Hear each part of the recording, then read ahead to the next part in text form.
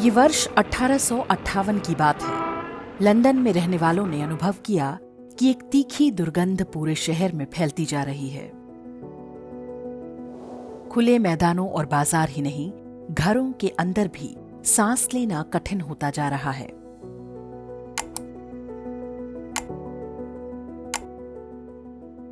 वो जुलाई का महीना था। उस साल गर्मी के मौसम में लंदन का तापमान औसत से काफी अधिक पहुंच गया था। एक और गर्मी और हवा में फैली बदबू। धीरे धीरे लोगों को समझ में आया कि ये दुर्गंध टेम्स नदी से उठ रही है। कुछ ही समय में लंदन की सड़कों और गलियों में गटर का पानी बहने लगा। पता चला कि लंदन का पूरा सीवेज सिस्टम जाम हो चुका है। लोग अपने घरों से जो मल मूत्र बहाते थे, वो टेम्स नदी की तलहटी में बैठता जा रहा था। मलमूत्र ही नहीं, घरों का कचरा भी सीधे टेम्स नदी में डाला जाता था। इस सब से उठ रही दुर्गंध के कारण तब ब्रिटिश पार्लियामेंट तक ठप हो गई। इस घटना को द ग्रेट स्टिंक के नाम से जाना जाता है। ब्रिटिश सरकार ने इसके बाद पूरे लंदन में सीवर सिस्टम को ठीक कराया। ढेरों सीवेज ट्रीटमेंट प्लांट बनाए गए।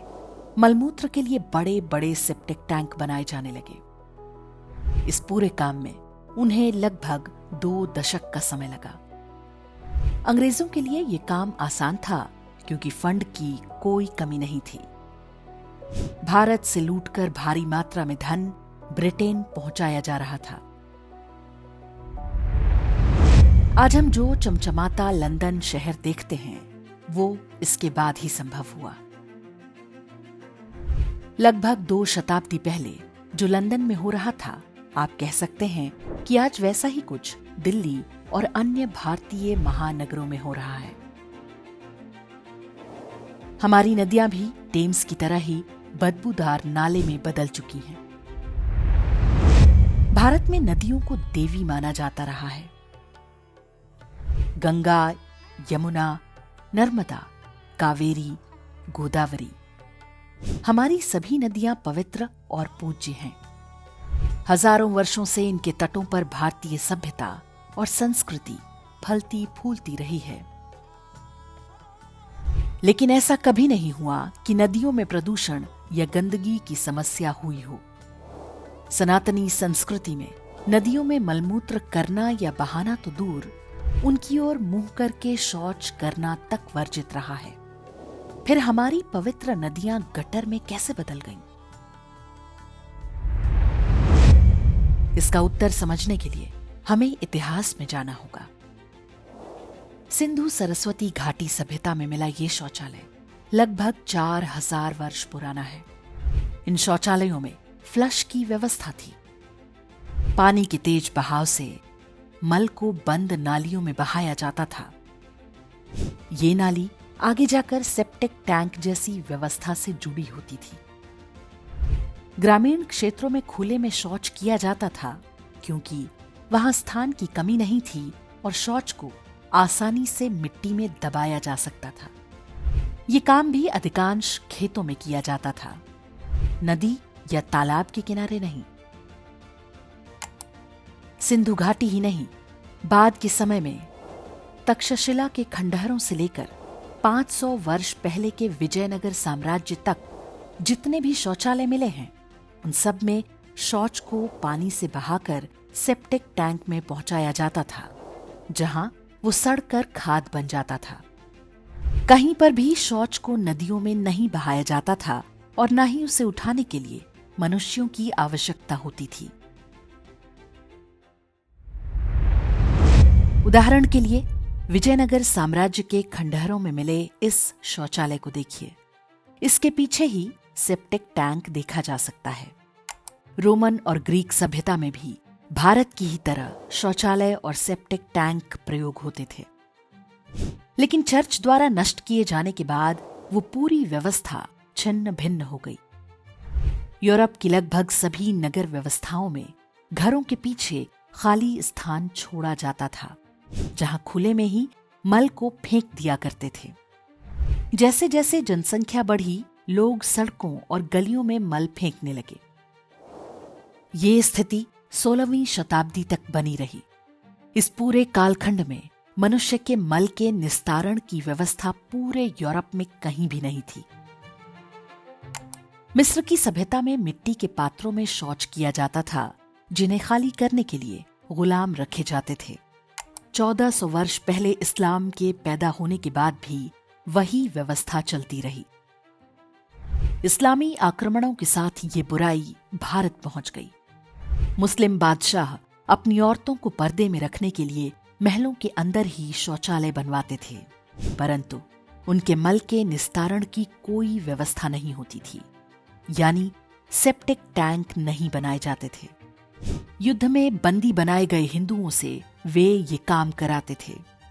यहीं से भारत में सिर पर मैला ढोने और छुआछूत जैसी सामाजिक बुराइयों का जन्म शुरू हुआ।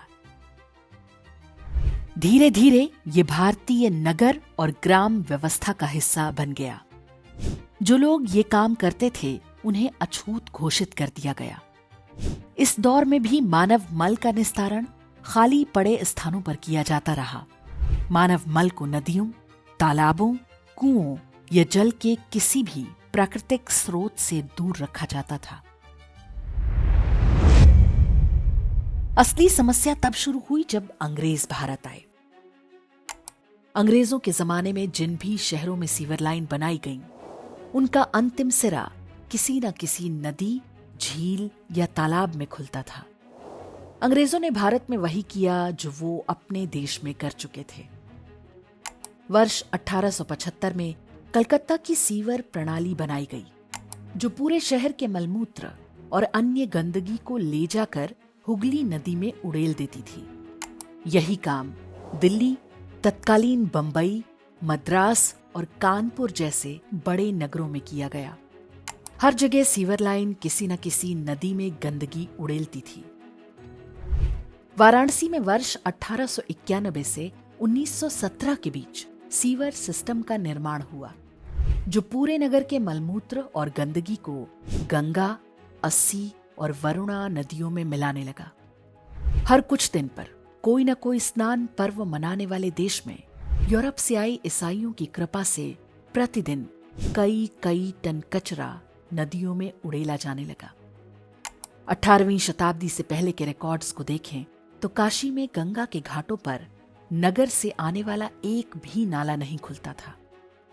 गुलामी के उस कालखंड में आधुनिकीकरण और विकास की आड़ में हो रहे इस अनर्थ का किसी ने विरोध भी नहीं किया। फिर आए वो लोग जिन्होंने बताना आरंभ किया कि नदियों की गंदगी का कारण हिंदू धर्म है। हिंदू लोग अपना पाप धोने के लिए गंगा में स्नान करते हैं, इसलिए गंगा मैली होती जा रही है। स्वतंत्रता के बाद भारत में यदि सनातनी मूल्यों को महत्व दिया गया होता और यूरोपीय मॉडल को जस का तस जारी नहीं रखा होता, तो आज हमारी नदियों की ऐसी दुर्गति ना होती। यूरोपीय देशों ने अपनी नदियों को बड़े बड़े सीवेज ट्रीटमेंट प्लांट लगाकर साफ कर लिया, लेकिन उनकी देखा देखी हम अपनी नदियां गटर में बदल चुके हैं। उन्हें साफ करने के लिए हम करोड़ों डॉलर देकर उन्हीं लोगों से टेक्नोलॉजी खरीद रहे हैं जो इस समस्या की जड़ में है। भारत हिंदुओं की पुण्य भूमि है, नदियां हमारे लिए पूज्य हैं। भारत की शासन व्यवस्था यदि हमारी नदियों में ऐसे ही गंदगी बहाती रही तो ये हिंदुओं के धार्मिक अधिकारों का हनन है। काशी, मथुरा, संभल, धार, ध्रुव स्तंभ और अजमेर जैसे हजारों मंदिरों की मुक्ति के साथ साथ हमें अपनी देवतुल्य नदियों के लिए भी लड़ना होगा। सेकुलर सरकारों और न्यायपालिका से कोई भी आशा करना व्यर्थ है। दिवाली के पटाखों पर प्रतिबंध लगाने वाली ये हिंदू विरोधी व्यवस्था बकरीद पर लाखों टन मांस, हड्डियां और खून हमारी नदियों में मिलाने पर आंख बंद कर लेती है। इस स्थिति को बदलने के लिए एक सामान्य व्यक्ति के रूप में हम क्या कर सकते हैं? किसी भी बदलाव की शुरुआत घर से होती है। यदि आपके घर में स्थान है तो अंदर ही सेप्टिक टैंक बनवाएं, ताकि आप शहर के कचरे में अपनी ओर से योगदान ना दें। वास्तु के नियमों के अनुसार सेप्टिक टैंक उत्तर पश्चिम दिशा में होना चाहिए। यदि घर में सेप्टिक टैंक बनाने का विकल्प नहीं है तो सामुदायिक अपशिष्ट प्रबंधन का विकल्प अपनाया जा सकता है। यदि ऐसा भी संभव ना हो तो अपनी ग्राम पंचायत, नगरपालिका से मांग करें कि वे नाले नालियों को सीधे नदी में ना मिलाएं। जहां आवश्यक हो वहां सीवेज ट्रीटमेंट प्लांट लगाया जाए। बकरीद के बाद निगरानी रखनी चाहिए कि म्युनिसिपैलिटी या कसाईयों की गाड़ियां गंदगी लाकर नदियों में ना फेंकने पाएं। हिंदू संगठनों, मंदिरों और मठों को इस विषय को अपने एजेंडे में शामिल करना चाहिए। एक हिंदू के रूप में हमें समझना होगा कि नदियों का प्रदूषण हमारे लिए धार्मिक आस्था का प्रश्न है। इसके साथ हम किसी को खिलवाड़ नहीं करने देंगे।